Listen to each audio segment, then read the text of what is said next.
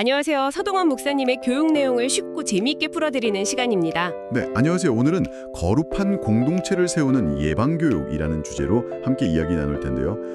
이게 어쩌면 조금은 민감하거나 어렵게 느껴질 수도 있는 주제잖아요. 네, 맞아요. 그렇지만 우리 모두가 함께 정말 건강하고 또 안전한 신앙 공동체를 만들어가기 위해서는 꼭 필요한 내용이라고 생각합니다. 맞습니다. 사실 그 예방교육이다, 경계다 이런 단어들이 나오면 왠지 모르게 좀 딱딱하게 느껴지거나 사람 사이에 따뜻한 정을 막는 건가? 하는 그런 생각이 들 수도 있을 것 같아요. 그렇죠. 특히 교회는 서로 사랑하고 섬기는 공동체인데 말이죠. 네, 맞아요. 그래서 오늘 말씀에서도 바로 그 점을 먼저 딱 짚어주셨어요. 교회는 본질적으로 사랑의 공동체라는 거. 그리고 그 특징 중 하나가 서로에 대한 관심이나 애정을 스스럼 없이 표현하는 그런 문화였다는 거죠. 그렇죠. 예배 후에 반갑게 이렇게 포옹하거나 어깨 두드려주고. 네네. 기도할 때 손잡아주거나 또 머리에 손을 얹는 그런 모습들 참 익숙하고 정겨운 풍경이었잖아요. 네, 그런 모습들이 때로는 큰 위로와 힘이 되기도 했었고요. 맞아요. 그런데 오늘 말씀은 이제 시대가 변했고 우리가 사랑을 표현하는 방식에도 좀 지혜로운 성찰이 필요하다 이렇게 강조하고 계시더라고요. 네, 좋은 의도만으로는 이제 충분하지 않은 시대가 되었다는 거죠. 그래서 여기서 오늘 말씀의 핵심 주제가 딱 등장하는데요. 바로 사랑은 경계 안에서 온전해진다는 것입니다. 사랑은 경계 안에서 온전해진다. 이게 참 중요한 통찰인 것 같아요. 그러니까 경계를 세우는 게 사랑을 막는 게 아니라 오히려 그 사랑을 더 깊고 안전하게 만든다는 그런 의미니까요. 경계 안에서 온전해지는 사랑이라. 그 의미를 조금 더 풀어 설명해 주실 수 있을까요? 그러니까 구체적으로 왜 교회가 이런 예방교육에 더 민감해야 하는지 그 배경부터 좀 더 깊이 들어가 보면 좋겠습니다. 네, 좋습니다.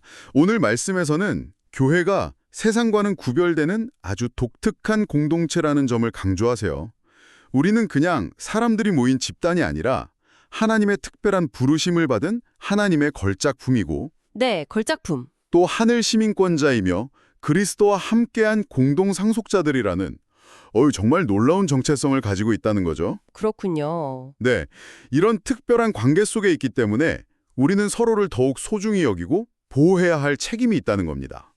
그렇군요. 그러니까 우리의 신분 자체가 서로를 존중하고 보호해야 할 이유가 된다. 그런 말씀이시네요. 맞습니다. 그런데 아까 이야기 나눈 것처럼 교회는 전통적으로 스킨십이 비교적 자연스러운 공동체였지 않습니까? 네, 그랬죠. 신방이나 상담, 또 차량 봉사 같은 활동 중에도 신체적 거리가 이렇게 가까워지는 경우가 많고요. 바로 그 지점 때문에 더욱 지혜가 필요하다는 거죠.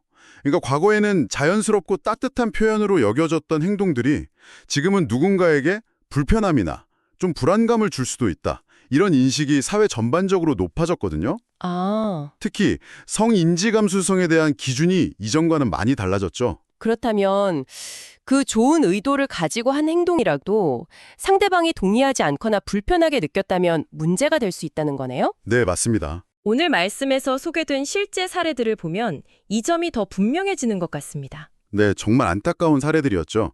그 첫 번째 사례는 시골에서 올라오신 노부부 이야기였는데요.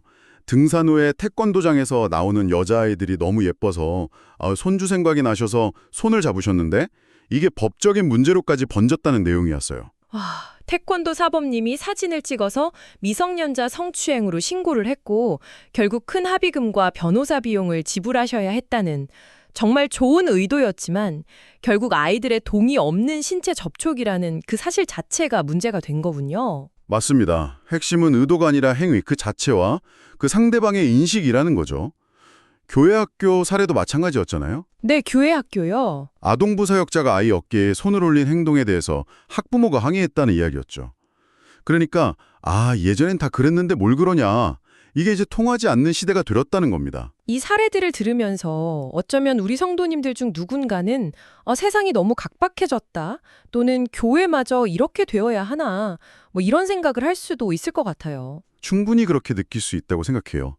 하지만 오늘 말씀은 이러한 변화를 부정적으로만 볼 것이 아니라 오히려 우리 공동체를 더욱 건강하고 안전하게 세울 기회로 삼아야 한다고 강조합니다. 기회로요? 네, 모두가 서로를 신뢰하고 존중하는 문화를 만들기 위한 과정이라는 거죠. 서로를 보호하기 위한 지혜로운 거리두기가 필요한 시점인 겁니다. 지혜로운 거리두기? 결국 아까 말씀하신 사랑은 경계 안에서 온전해진다는 그 말씀과 딱 연결되는군요. 네, 그렇습니다. 그렇다면 우리가 거룩하고 안전한 공동체를 세우기 위해서 구체적으로 어떤 원칙들을 기억하고 또 실천해야 할까요? 오늘 말씀에서 제시된 몇 가지 중요한 지침들을 함께 살펴보면 좋겠습니다. 네, 오늘 말씀에서는 크게 세 가지 영역에서 구체적인 실천 원칙들을 제시했습니다. 그 첫 번째는 물리적인 상호작용, 그러니까 신체 접촉과 관련된 부분입니다. 신체 접촉이요? 아까 이야기 나눈 신방이나 안수기도 같은 그런 상황들이 해당되겠네요. 맞습니다. 먼저 신방에 대한 원칙인데요. 목회자든 아니면 장로님이든 성도의 가정을 방문할 때는 반드시 2명 이상 동행해야 한다는 것입니다. 혼자 가면 안 되고. 네, 혼자 방문하는 것은 신방하는 사람하고 또 받는 사람 모두에게 어떤 오해의 소지를 남길 수 있기 때문에 지혜롭지 못하다는 거죠. 서로를 보호하기 위한 아주 중요한 안전장치라고 할 수 있습니다. 혼자가 아니라 동행자와 함께. 네, 꼭 기억해야 할 원칙이네요. 그럼 안수기도나 스킨십에 대해서는 어떤 지침이 있었나요? 기도나 축복을 위해서 성도의 몸에 손을 얹어야 할 경우가 있잖아요. 그럴 때는 가급적 같은 성별의 사역자가 담당하는 것을 원칙으로 합니다. 같은 성별. 네. 그리고 담임 목회자가 안수기도를 할 때에도 이 원칙을 존중하고요. 무엇보다 중요한 것은 반드시 먼저 상대방에게 말로 동의를 구해야 한다는 점입니다. 동의를 구한다. 네. 예를 들어 제가 어깨에 손을 얹고 기도해도 괜찮으시겠어요? 와 같이 명확하게 물어보는 과정이 필수적이라는 거죠. 그렇군요. 일방적인 행동이 아니라 먼저 상대방의 의사를 존중하고 확인하는 절차가 중요하다는 말씀이시군요. 그렇습니다. 그리고 안수나 신체 접촉이 필요한 기도는 가능한 한 공개된 장소, 예를 들면 예배 후에 강단 앞 같은 곳에서 진행하거나 만약 필요하다면 영상 기록을 남기는 것도 오해를 줄이는 방법이 될 수 있다고 하셨습니다. 기록으로 담기는 방법도 있군요. 네. 또한 교회 학교 사역자나 교사의 경우 아이들과의 관계에서는 모든 종류의 스킨십을 원칙적으로 금지하는 것이 아이들과 사역자 모두를 보호하는 가장 안전한 길이라고 아주 강력하게 권고하셨어요. 아이들과의 관계에서는 더욱 엄격한 기준이 적용되는군요. 조금은 서운하게 느껴질 수도 있겠지만 이게 누구를 의심해서가 아니라 우리 모두를 보호하기 위한 약속이라는 점을 꼭 기억해야겠네요. 네, 맞습니다. 그 마음이 중요해요. 자, 두 번째 영역은 공유 공간 및 활동에서의 원칙입니다. 차량 운행이나 상담과 같은 상황에 해당되죠. 교회 차량 운행 시에 주의할 점도 구체적으로 언급되었죠. 저도 그 부분 기억나요. 네, 이성교인, 특히 젊은 이성교인을 조수석에 태우는 것은 금지하고 운전석 바로 뒷자리, 그러니까 대각선 좌석이죠. 거기도 앉지 않도록 안내하는 것이 좋다고 했습니다. 대각선 뒷자리도요? 네, 이게 불필요한 오해를 사전에 차단하기 위한 조치입니다. 아이들의 경우에는 항상 뒷좌석에 앉히고 가능하다면 여성 동승자가 승하차를 돕는 것이 바람직하다고 권고했고요. 네, 어찌 보면 사소해 보일 수 있지만 이런 세심한 배려들이 모여서 안전한 문화를 만드는 거군요.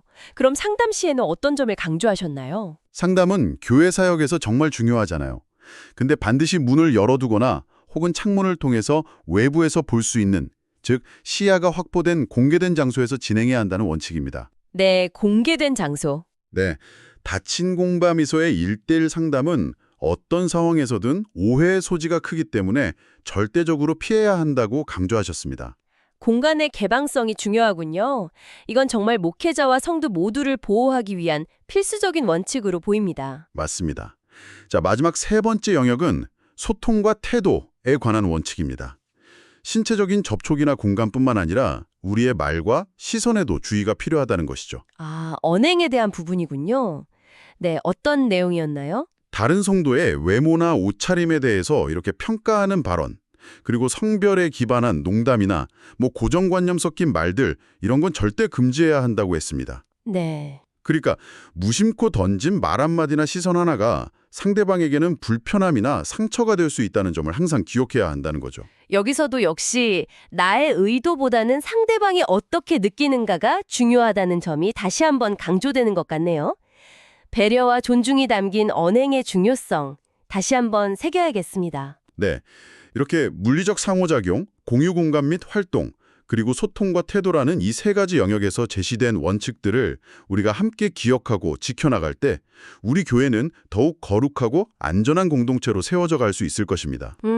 이 모든 것은 누군가를 불편하게 하거나 의심하려는 것이 아니라 서로를 진정으로 아끼고 보호하며 신뢰를 쌓아가기 위한 공동의 노력임을 기억하는 것이 참 중요합니다. 네, 오늘 목사님의 말씀을 통해서 사랑은 경계 안에서 온전해진다는 그 말씀의 의미를 깊이 생각해 볼 수 있었습니다.